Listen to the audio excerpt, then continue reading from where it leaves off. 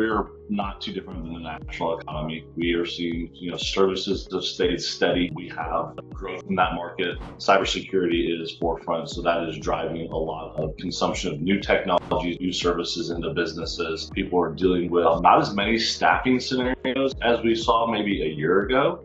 We've seen the labor market steady out a little bit, where we had a hard time finding staff maybe a year, 2 years ago. That swung a little bit, and some of the industrial side of the house is actually dealing with the idea of having to do temporary, downsizing as the industrial side of the economy is changing. And South Carolina, being a large manufacturing state, is seeing both sides of that equation. So large orders in industrial are kind of being delayed.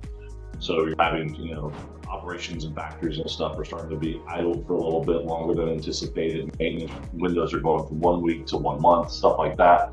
The services side is staying, healthy. Demand is there. We, as a state, I believe, have probably had one of the better opportunities with the transition and where people live in the country over the last couple of years. So we have a lot of influx of people.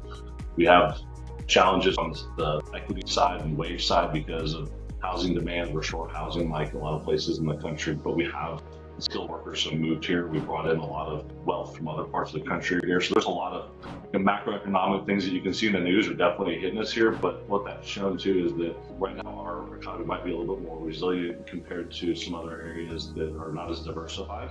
And I think that South Carolina's done a good job of putting ourselves in a spot for this cycle to be able to weather whatever changes are happening, or kind of that pause that we're seeing globally, in a way that isn't severely impacting the livelihood of most people in this region.